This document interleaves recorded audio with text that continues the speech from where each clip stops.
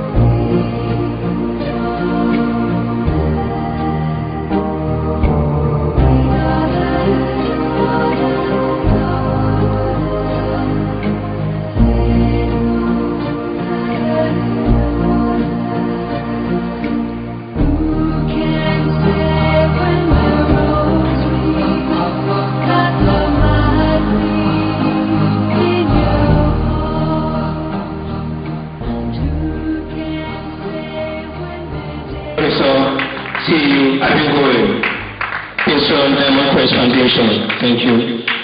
You're welcome to the stage, sir. I would like to recognize the presence of representative of the Director General of NTA, Dr. Cyril Stoddard. Thank you very much. You're welcome. Thank you very much. Stage to the high table, the German Ambassador, Genesike Wednesday.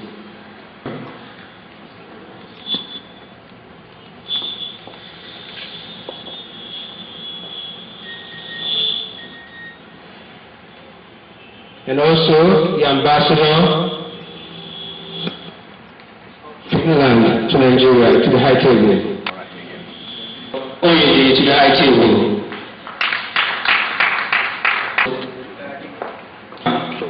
Member of Armagh Council to the high table. And not forgetting the presence of the UPF coordinator, none other than Dr. George Ipo to the high table. He's part of this program and a partner. I would like to invite Pastor Silas for the opening prayer. Thank you. Let us be down on feet, please. Dearest, most faithful and Father, we thank you for this very good gathering, where your sons and daughters are here once again to deliberate on the issue of education in this country. Father, please, every word that's going to be said out today should be a word that you've already ordained, so that, Father, when we receive this message, we can go down and make better use of it in our life. Thank you for this gathering this day. In Jesus' name we pray. Once again, Honorable Galadima, for this land representative.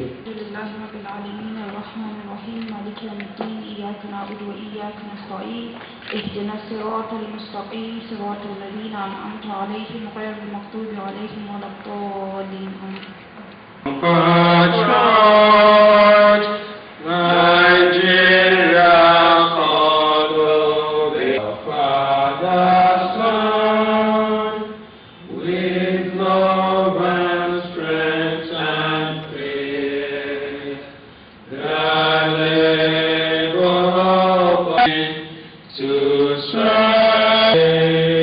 Bound in freedom, peace and unity. A culture of heart, peace, unity, and education. It is a baby and a blueprint of the President and founder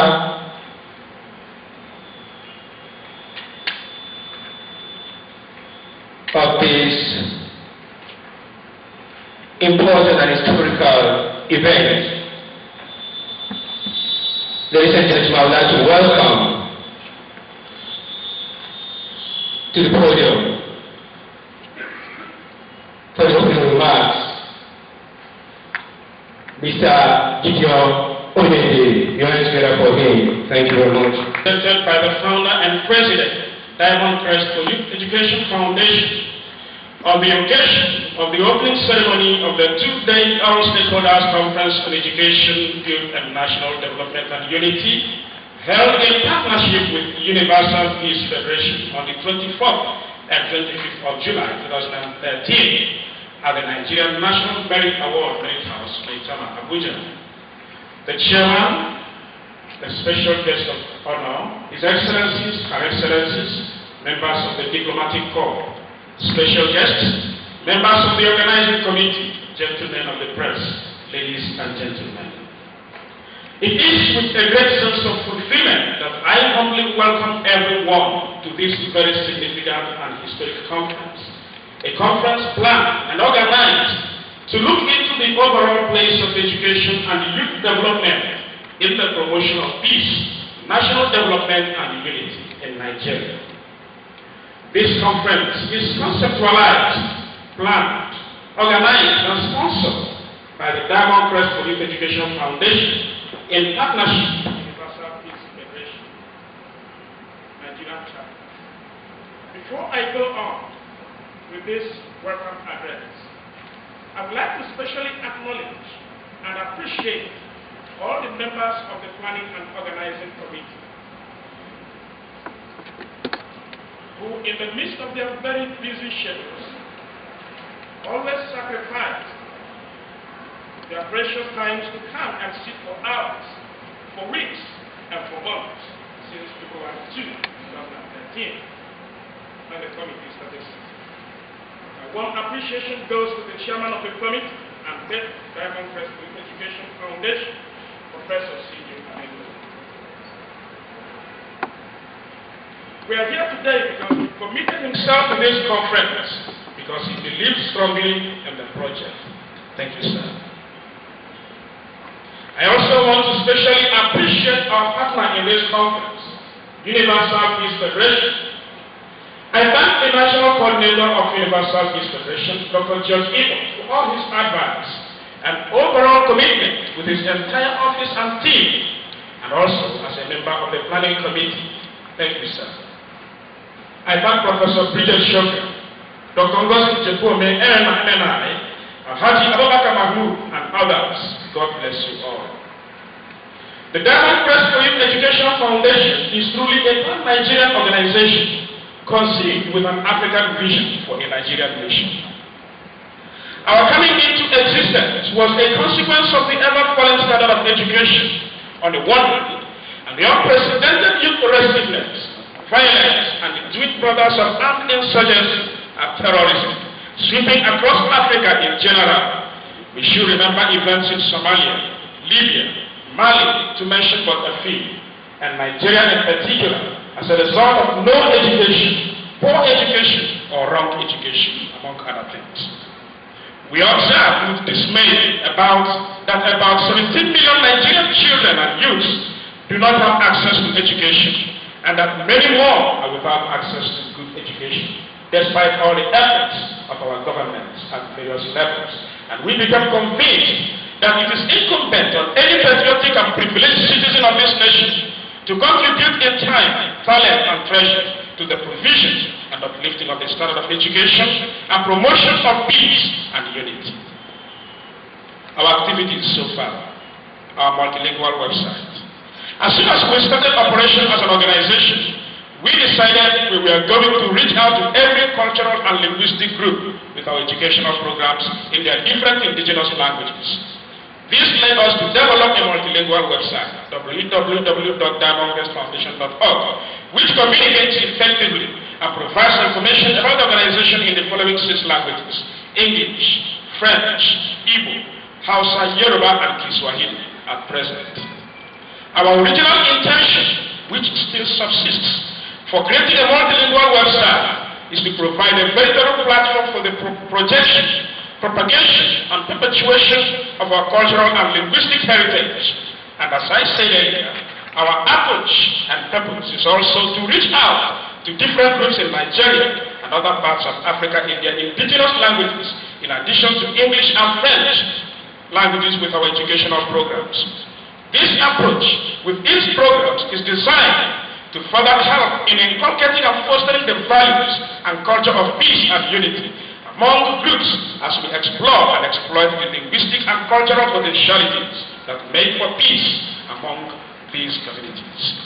We call on well-meaning individuals, organizations, the government, the foreign missions to assist us to fully realize our objectives in this project anchored on education for peace and unity. Teachers Workshop.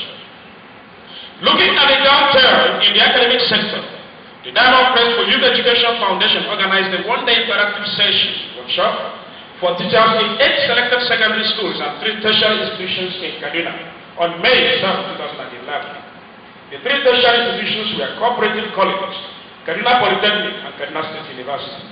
The topic was determining the causes of the ever-falling standard of education and seeking for possible solutions to it. Intervention program and community service in public schools.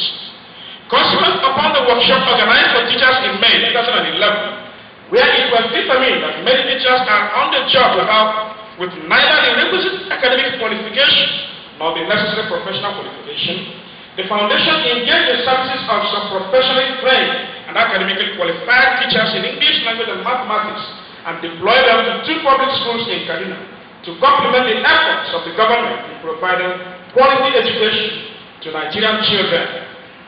This is an ongoing project in which we are partnering the Kaduna State Ministry of Education. The 2 public schools are Government Senior Secondary Schools, Kapuri, and Government Junior Secondary Schools, Badarawa.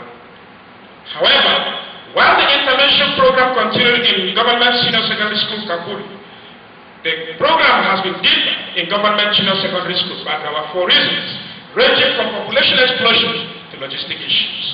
Some of our engaged teachers were afraid to stand before a single class with about 100 students, some without where to sit. The foundation needs assistance to fully realize our objectives in this project. Along with the classroom intervention program in English language and mathematics, the foundation also distributed learning materials and books to over 800 students from the 2 public schools mentioned earlier. The NGO concluded our 2012 academic year activity by planning, organizing, and wholly sponsoring the speech and prize giving of Government Senior Secondary School, Kapuri, in which over 100 students and teachers received various prizes and certificates for excelling in their studies and teaching. And our patron, Professor C.R. Bengowi, was the chairman at the occasion. Peace building and conflict resolution through education. In keeping with our aims and objectives, and in response to the state of civil unrest and youth restiveness in Nigeria, the Diamond-Crest for Youth Education Foundation organized a one-day stakeholders conference on the 10th of September 2011 at the auditorium of the Women Multipurpose Center, Kaduna.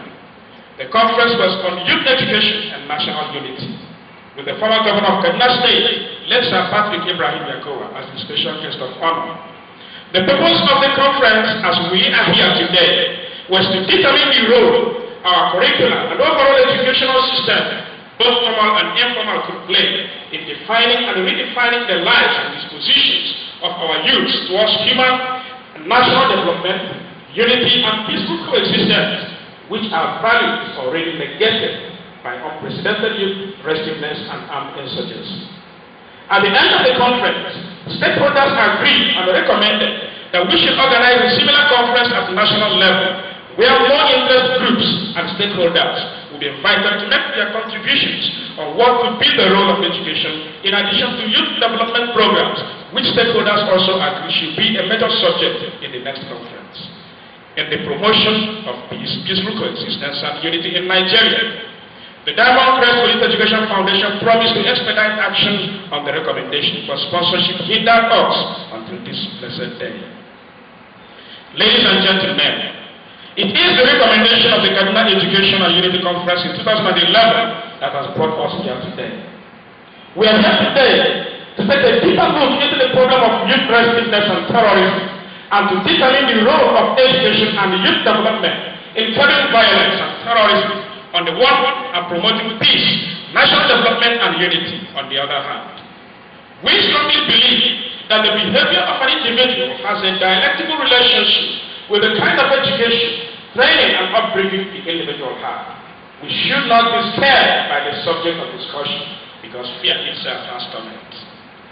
Ladies and gentlemen, come, let's listen together. A time comes in the life of a nation that does not want to be submerged in the dirty pond of social maladies.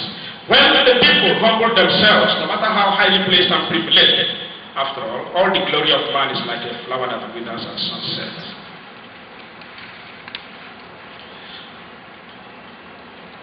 To seek redemption, national redemption. A time comes in the history of a nation that does not want to be caught in the delusion of self-deceit. When the people rise up without missing words and without minding whose ox is God, and tell themselves the truth, the unifying truth, the reformative truth. I want to say that the time comes in the life of a nation also, a nation that dares to escape the consequences of looking the other way and turning a deaf ear in the face of grim realities. When the people must awake or be awakened to the inescapable fact that the only antidote to human catastrophe is to be their brother's keepers. In this conference, as we examine the roles of education and youth development, let us work hard to find out the roles of mistrust, mutual suspicion and corruption play. The role distrust, mutual suspicion and corruption play on our education and youth development issues. There is no saying the fact that lack of trust, suspicion and corruption and self-seeking are among the cankerworms negatively affecting our education, youth development programs and peaceful coexistence as compatriots. What we do or say or fail to do or say in this conference will in one way or another affect us as a people, as a nation and as stakeholders. Let us remember that when custodians of the truth keep quiet, vendors of error and falsehood flourish in their business. Ladies and gentlemen, should we sacrifice the future of our youth and collective existence on the altar of self-seeking and selfishness? When empires like Europe and others are coming together under a stronger tie, should we be singing a different sound? When all the civilized world around us are protecting and preserving lives, should we be relishing in the fire of totalitarian butchery and savagery? When nations and kingdoms are preserving, promoting and perpetuating the ideals and legacies of their founding fathers, should we allow the labors of our heroes past to be in vain? The Holy Bible says, if you fail in the days of adversity, your strength is small. We cannot fail. We cannot afford to fail. Ladies and gentlemen, once again, I welcome you all to this Hospital Chorus. Happy deliberations.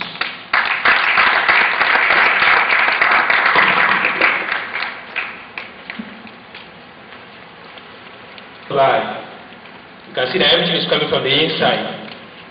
You know, they said excellence, wealth.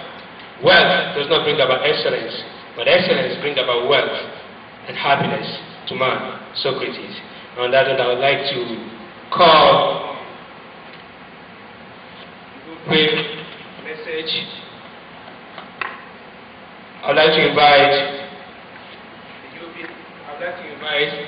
the UPF coordinator and the UPF Universal Peace Federation, who has worked tirelessly in the issue of peace worldwide, travel representing this nation in so many ways related to activism of peace.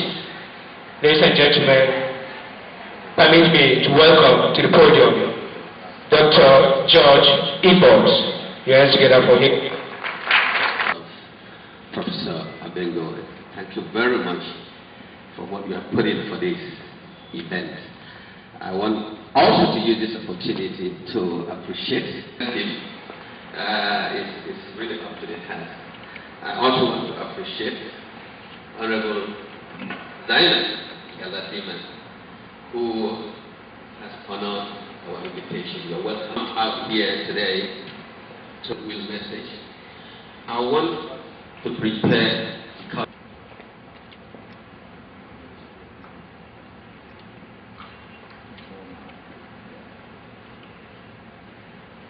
today the issue of education and youth specifically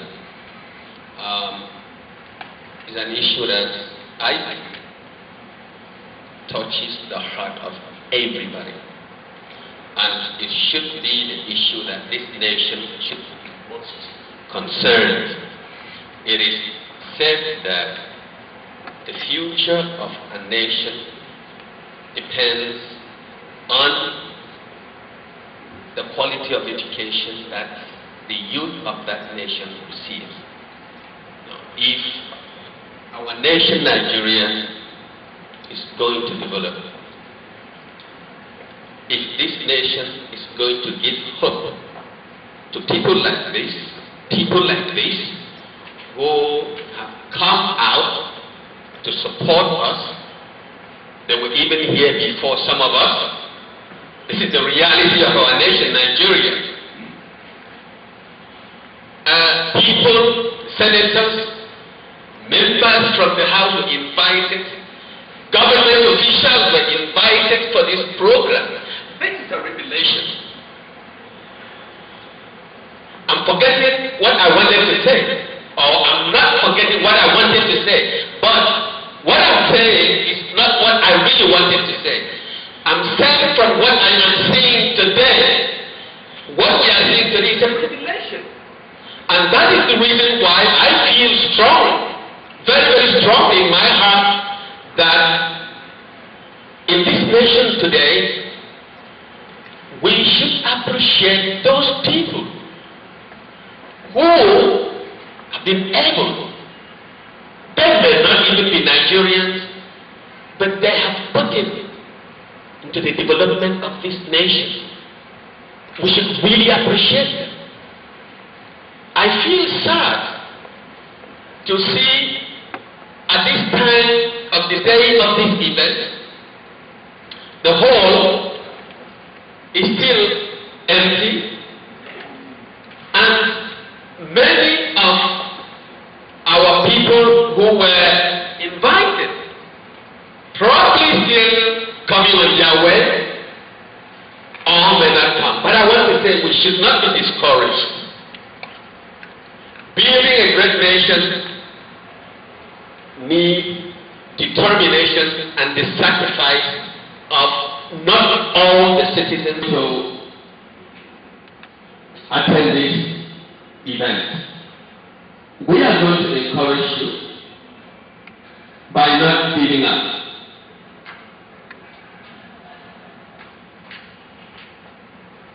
We know that we have challenges in our nation. Please, I want all of you to bear with us. You are a Nigerian, to bear with yourself. If you are a visitor, please bear with us. The reason is that a nation that is growing and going to become great. I want to stand on all existing protocol. As I saw as I came in, and the last speaker, I think this is okay, this is the right position. I will move from here. The last speaker did make a point which I think is valid. This is a very important meeting, conference, and we sure they did have a big hall. While I'm not going to apologize for those who are absent, I think this event has also clashed with a very important meeting today in Abuja. It's also Diaspora Day. And from here, I'm rushing up to the assembly myself because the next meeting is there. So perhaps that's why some of them are not here. So we may want to forgive them, but indeed, this is crucial. Everybody should leave everything else to be here. Having said that, I want to quote Sir Francis Bacon on education, who said that education is a companion which no fortune can possess, no crime can destroy, no despotism can enslave. At home, a friend, and abroad, an introduction. It chastens vice, it guides virtue. Without it, what is man? A splendid slave, a reasoning savage. Sir Francis Bacon on education. And indeed, we have seen this savagery around the world because of lack of education. Close to home, we have ample evidence of the fact that were we more educated, we would not have had the amount of bloodshed, the amount of ignorance in the land, religious and otherwise. I had hoped to be able to show you a short clip of a movie this morning. I have it right with me. It's a movie on Mauritius, a microcosm, a small country of 1.2 million. And when I show this movie out, people say, oh, but they are very small. They are just a small nation of 1.2 million, and we are 165 million, or whatever. And I said, that's just a cop-out. The truth is, if you can do it at a small level, you can also replicate the same thing in a large country like Nigeria. Mauritius has an educational percentage of 98% of the populace is educated. That island country has over 7 major religions: Hinduism, Buddhism, Islam, Christianity, etc. About 7 of them, and they coexist happily together. Can we relate it directly to education? Yes, we can. They are 97% educated. The population can read and write and can reason. Therefore, they are not what St. Francis Bacon said, slaves and savages. And so there is no gainsaying the fact that unless we educate our people, Nigeria will continue to retard. We will continue to take 1 step forward and 10 steps backwards. That is not my prayer in Jesus' name. We need to get our act together. And education is a point to start with. When I was a medical student, I had the privilege of going to Sweden for exchange program. And when I got to Sweden, I was amazed. I was in the consulting room, and a lady who must have been like 90 years old walked in. I said, now I need somebody to interpret in English. And she said, no, I speak English. She was not only educated in the Swedish language, she also spoke perfect English. And that made my job easier. So the point being made is we cannot do without education. Understand that I'm listening to the founder of this organization, Gideon. I must congratulate you. Very good speech. I met you when you were speaking. And thank you for your tenacity in this project. Do not give up, please. Do not give up. We shall support you. Because the truth is, we need to educate our people. We must educate our people. And until we so do, we can just be groping in the dark. Thank you for listening. So that allows the people to continue education helps us today with new knowledge and objective. I would really like to also invite to the stage for his goodwill messages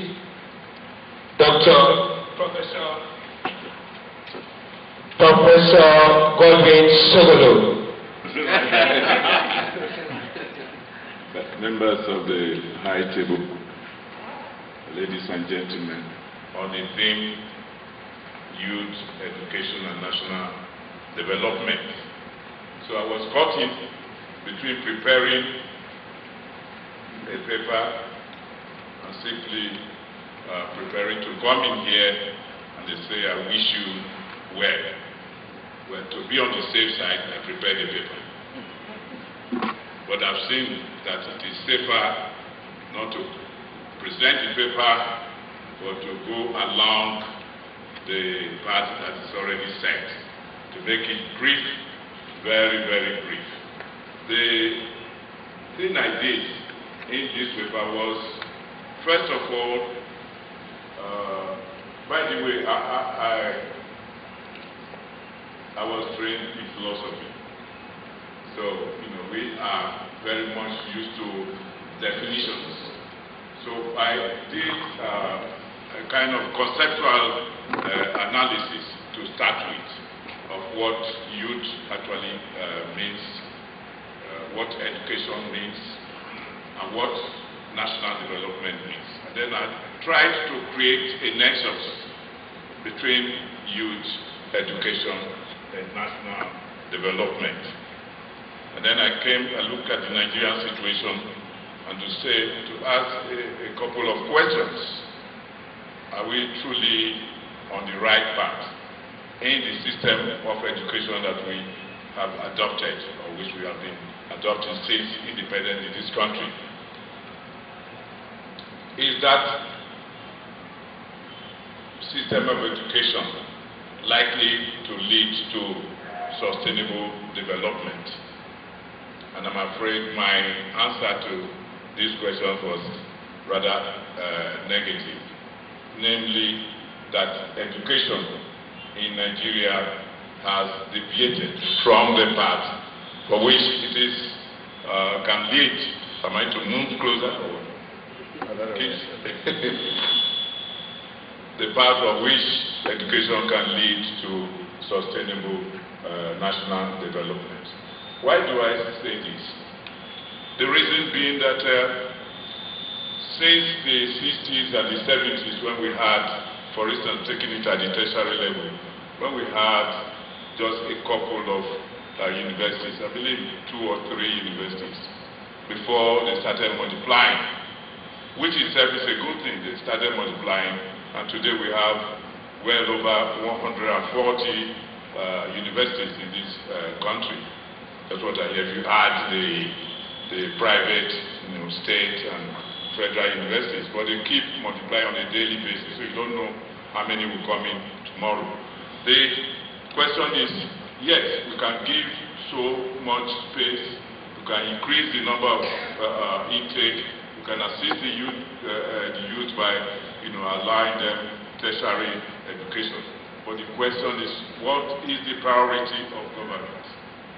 We do not start multiplying the number of graduates in philosophy, graduates in political science, graduates in history, and so forth, when you have no job for them.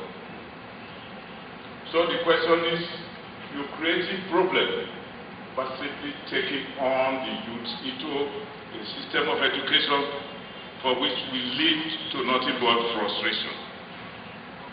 And I think that is a major problem, where education is not assisting the youth of this country.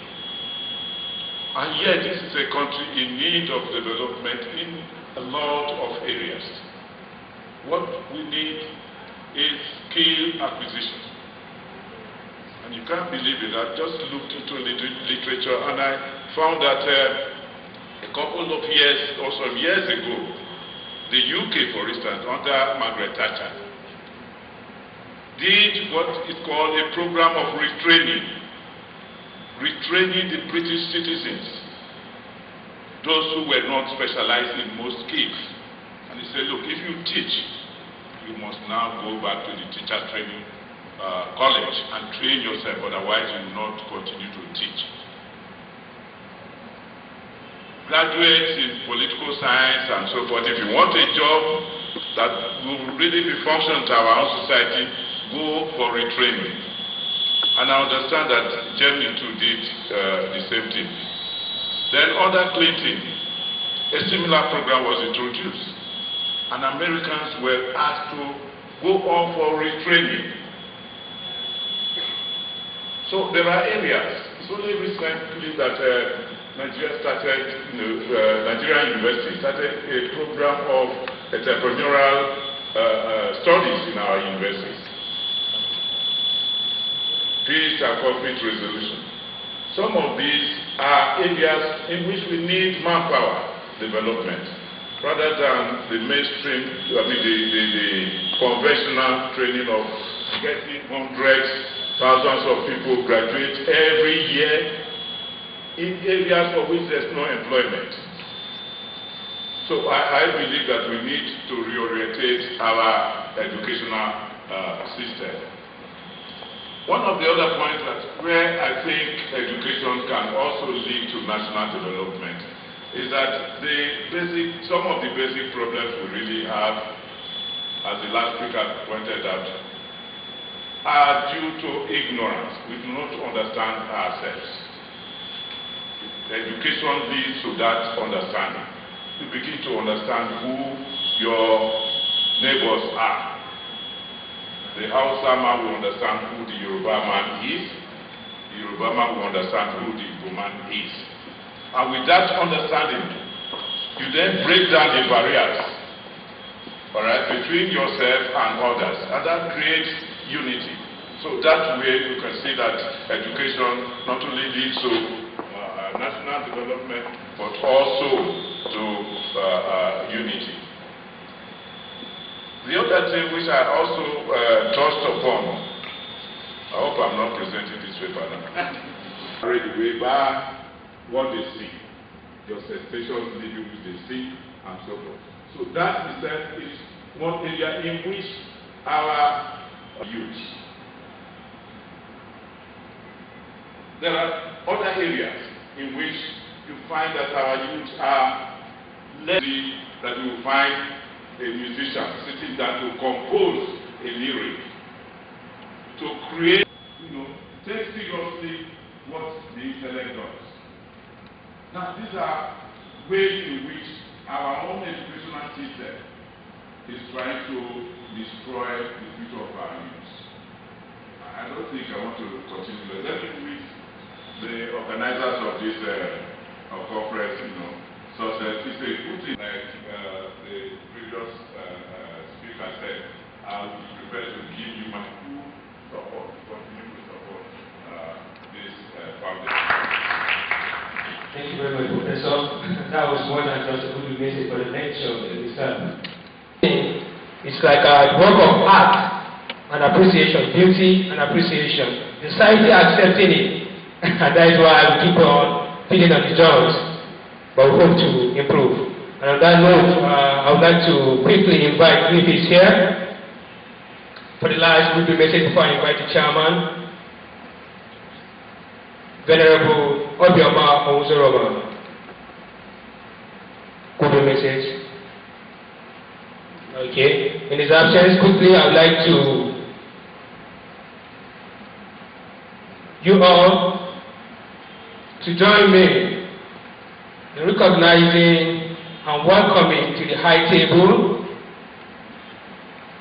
the patron Diamond-Crest Foundation for Youth Development,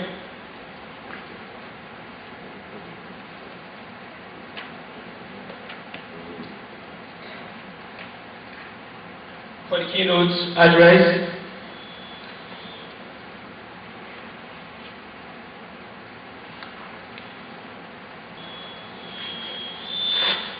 CEO Abengowe, your hands together for me.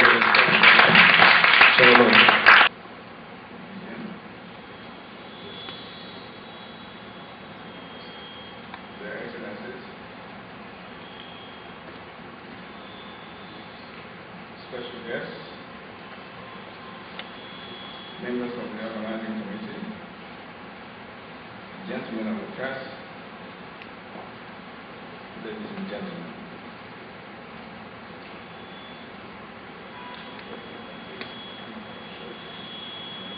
The Education Foundation for inviting me to give the keynote address. I've had a few this morning and sort of flattered a little bit more than I deserve.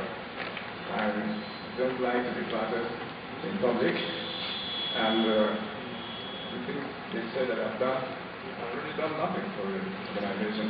All I've done is sit around, find my friends, some of them who are here, grab them and say, now look, we have this thing to do, I believe in it. And I'm glad to say that they have responded. So all I did was sit and watch them do it and collect all the glory. However, thank you so much all of you for coming here. And my speech is very short because some of the things I have wanted to say have been covered by previous speakers very adequately.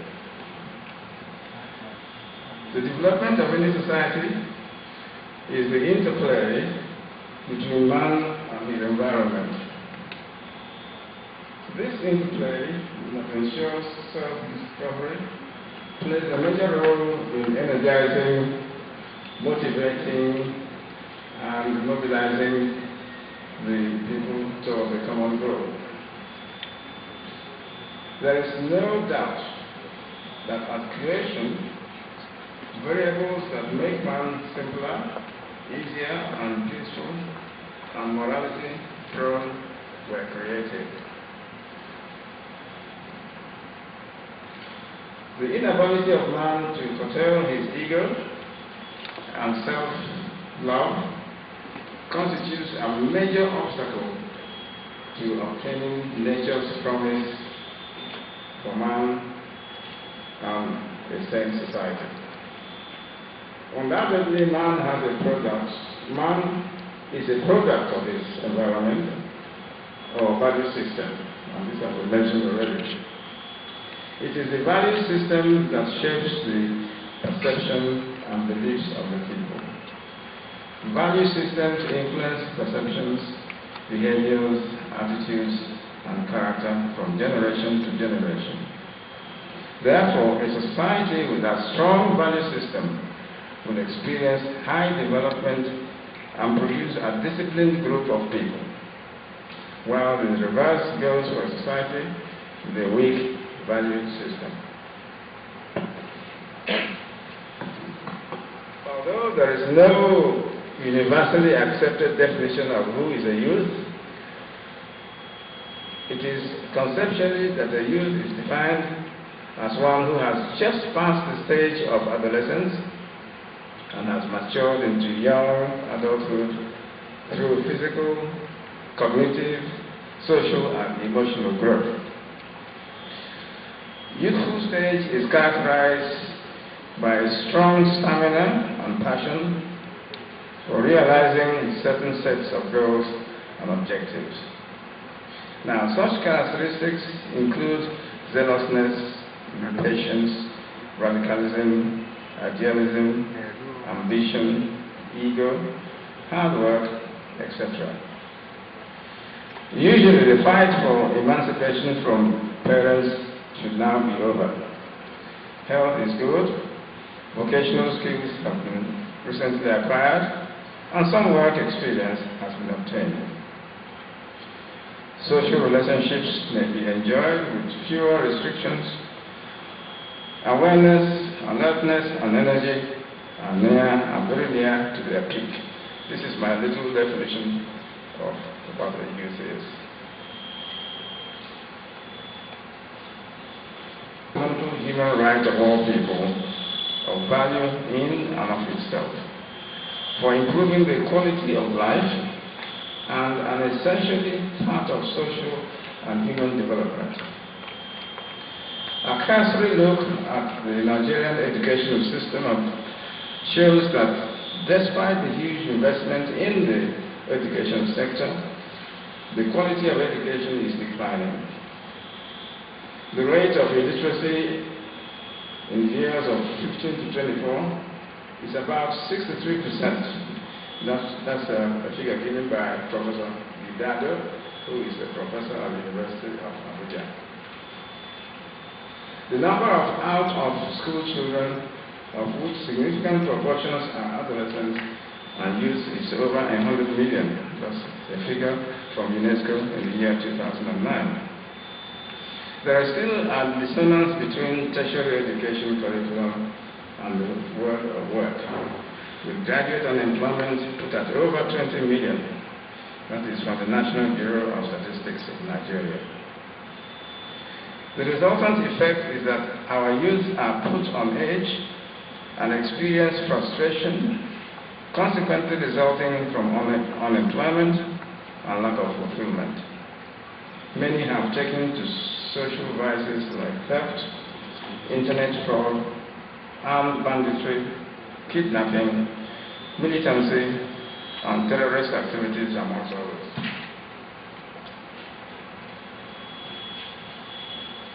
In spite of the diverse weaknesses in our educational system, salvaging our educational system, coupled with good governance, are still the panacea for redressing the challenges of youth restiveness in Nigeria. Therefore, there is no better time than now for our curriculum